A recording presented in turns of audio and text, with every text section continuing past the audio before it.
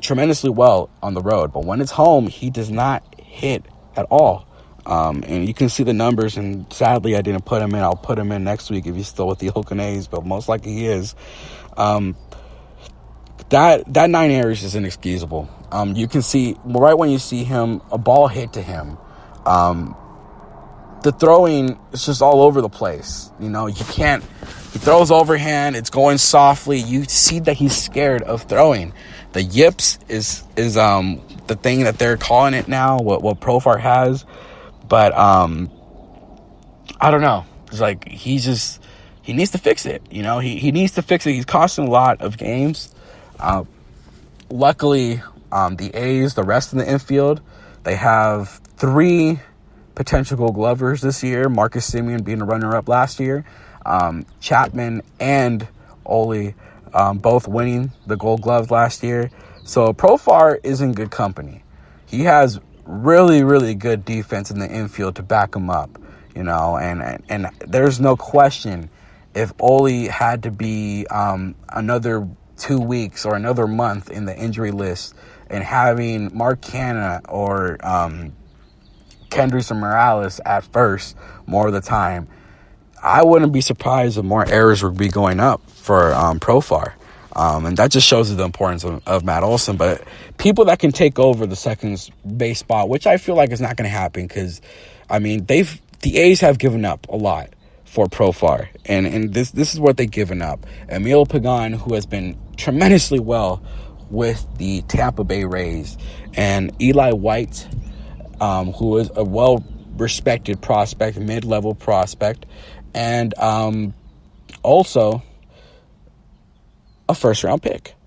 That is what the A's have given up for a guy who is struggling right now, who has a -1.2 WAR in second right now, who is causing 23% of the Oakland A's errors right now, who is hitting only a .207 batting average right now.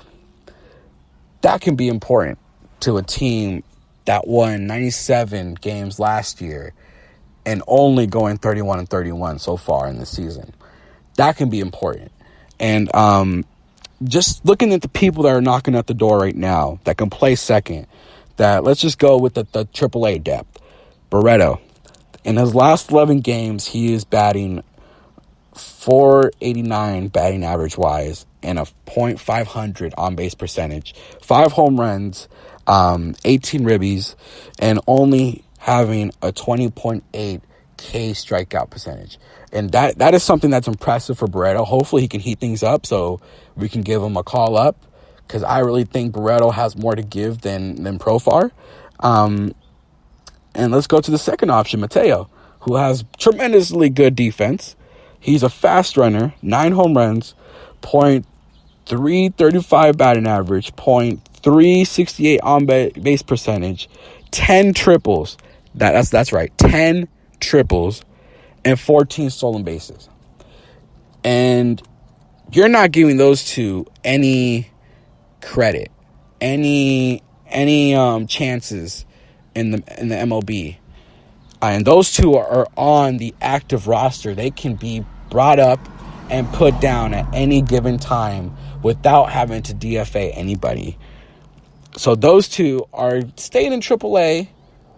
Don't really have much to prove in AAA. Barreto, former top prospect of the Oakland Athletics, has a really great resume. Was one of the guys that brought in from the Josh Donaldson trade. Mateo was one of the better prospects in New York, coming into Oakland, hitting tremendously well. And you're putting Profar in right now. You know, and that's the thing that kind of irritates me when we have an opportunity so far. I mean, this offseason, if I had to grade this offseason so far, I would probably give it a D. Because it could have been worse. It's sad to say, it could have been worse. But the A's, I only give them a D because, I mean, I'll go over why I give them a D. But right now, Profar has been the worst addition so far.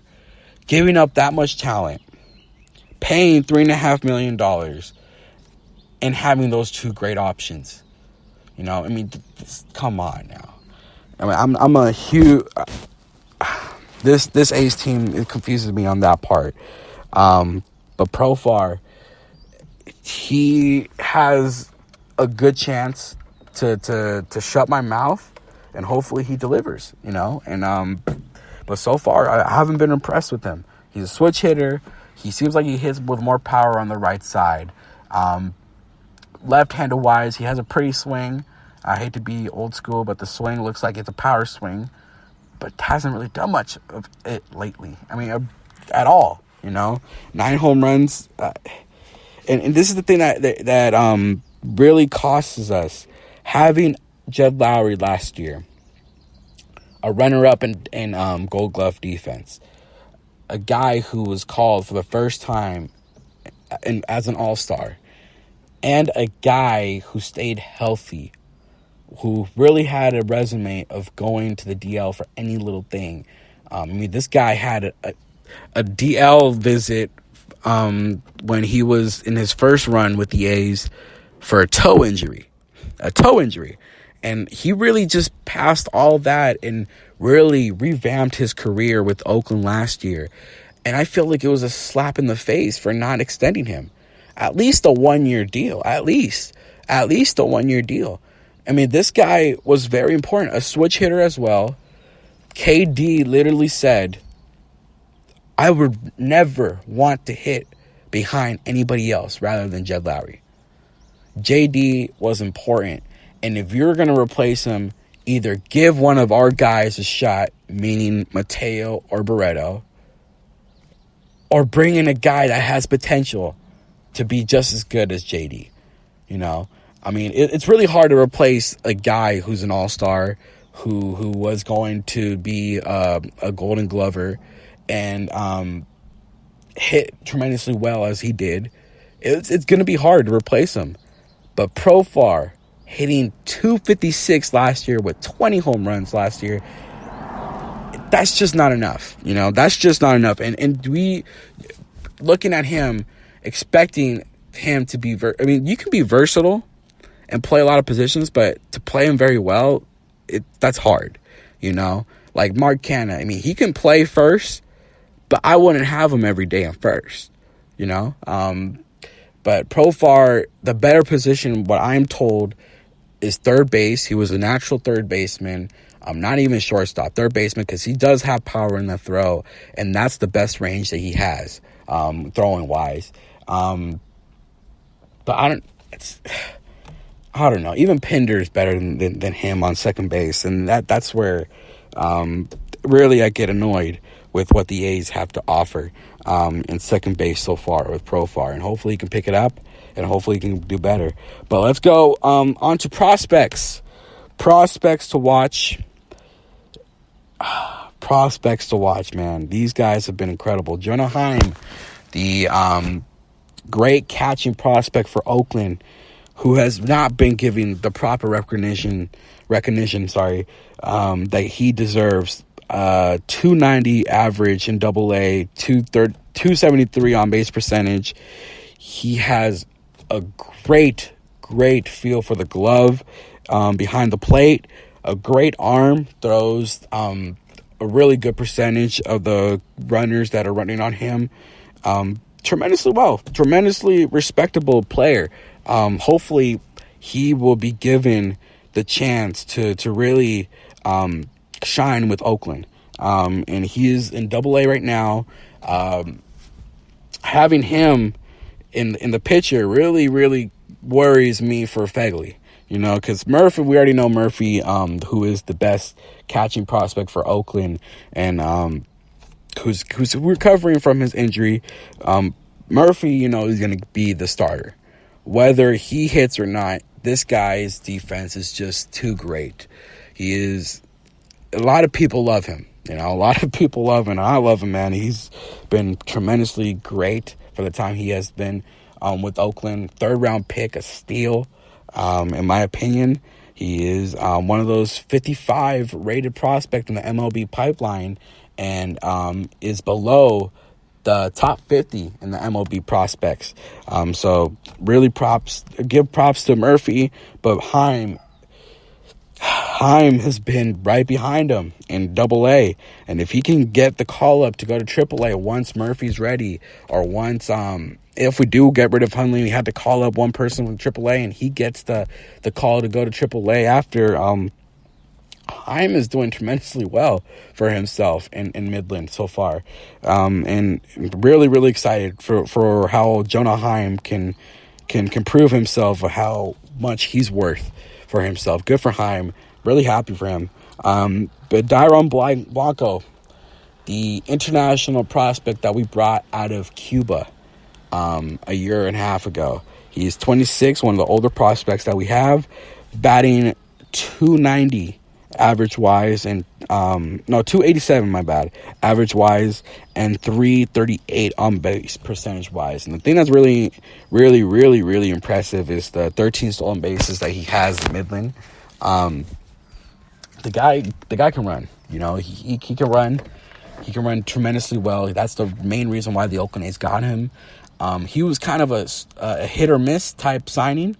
Not a lot of people had the really big respect that he had. He has potential. You know, he has potential hitting right now. I mean, a lot of people thought when he first hit in Stockton, man, he's a 25-year-old hitting in Stockton. You know, he's supposed to be hitting good. I guess I can agree with that in Double-A as well. But if he hits like this in Triple-A and being as productive in Triple-A, this guy can be legit, you know. And he needs to be a center fielder because he doesn't have the great arm, but he does have a good range in the outfield. But Blanco has been a quite good surprise, rated as the 30 best prospect. And once they reach 27, they really get off the list. But Blanco has been tremendously well for the Oakland A's. The next prospect is Dalton Jeffries. Remember Dalton getting the Tommy John surgery right after he got drafted, only pitched, I think, 2 or 3 games in his first set of games as a professional, had TJ surgery, and since he's been back from TJ surgery, man, a 2.50 ERA and 36 innings pitched, 39 Ks, and only walked twice for batters. This guy has been incredible. I mean, we all knew what we were going to get. I mean, he's pitched in Berkeley. UC Berkeley, a really close university from the Oakland Athletics, less than 2 hours away. And Dalton Jeffries was the native that's coming in, and I had really high hopes for him. Since he got drafted, I knew he was the ace in Berkeley. He was the ace. And in acquiring one of the aces in a college, you have to like the high risk, high reward type thing for any team that drafts in a college ace. And Dalton Jeffries certainly has been showing why he was the ace. 2.50 ERA in a Midland rotation that has struggled a little bit. Aside from Brian Howard, they really don't have that many other guys that throw pretty well other than Jeffries and Howard, and that's just surprising, you know. And I mean, having Parker Dunshee throw as well as he did in Double-A as well, and getting that promotion, I cannot wait until Jeffries and Brian Howard get that promotion as well, because they have deserved it. My oh my, they have nothing else to prove in Double-A, and I think Triple-A is the next destination for them. And obviously is Mateo. Mateo's the last one that I am going to give credit to. I already went over his numbers, but just to go over it again: 9 homers, 335 batting average, 368 on base percentage, 10 triples, 14 stolen bases. Now the 10 triple things, I mean, you guys can go on YouTube as well, and look at the video when he was playing with the Trenton Thunder. everybody complimenting the speed, turning doubles into triples. And this certainly proves it, because I think